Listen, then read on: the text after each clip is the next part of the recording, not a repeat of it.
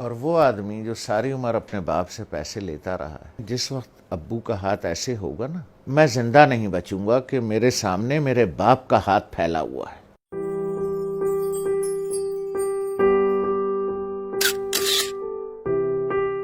تو ہم امی کے کمرے میں بیٹھے تھے، وہ اپنے سامنے بیٹھی ہوئی تھیں۔ تو میری ایک ہی بہن پاکستان میں ہے، اس کے تینوں بچے بھی آئے ہوئے تھے، وہ بھی آئی ہوئی تھی۔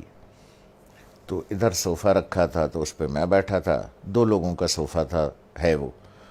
تو والد صاحب برابر میں بیٹھے تھے، تو سب لوگ باتیں کر رہے تھے، تو میں نے کچھ 2-4 پیسے نکال کر کے والد صاحب کو ویسے ہی پیش کر دیے۔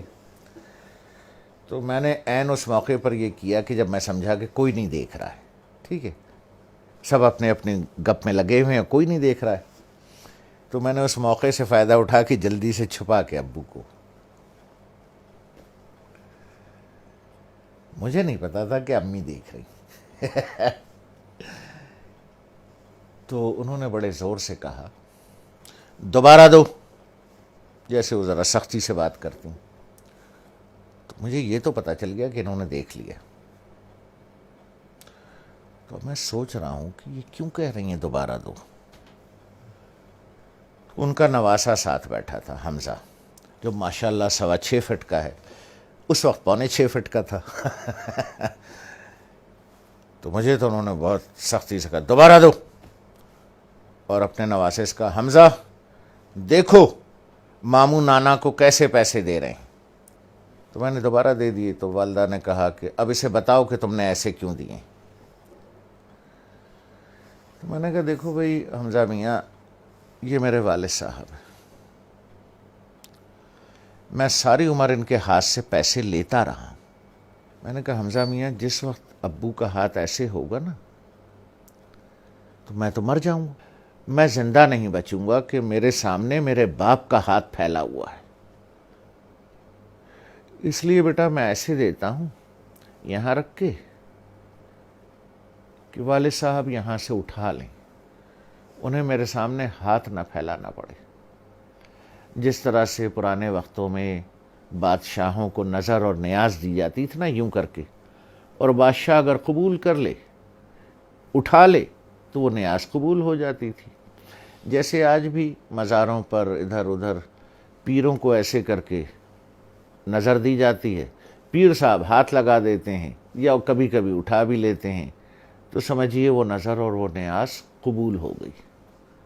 تو اس لیے میں ایسے کر کے نظر پیش کرتا ہوں، چھپا کے کہ کوئی دیکھ نہ لے ہیں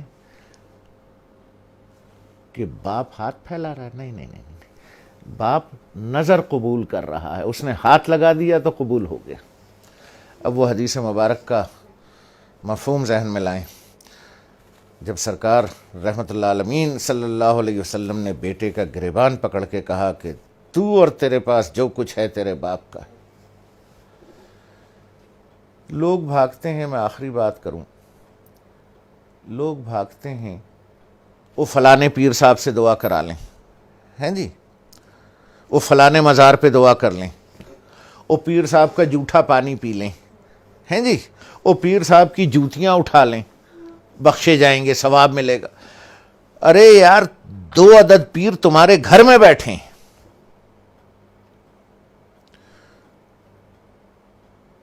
ایک عورت ایک مرد، 2 پیر تمہارے گھر میں بیٹھے ہیں یار، جا کے ان کی جوتیاں سیدھی کر،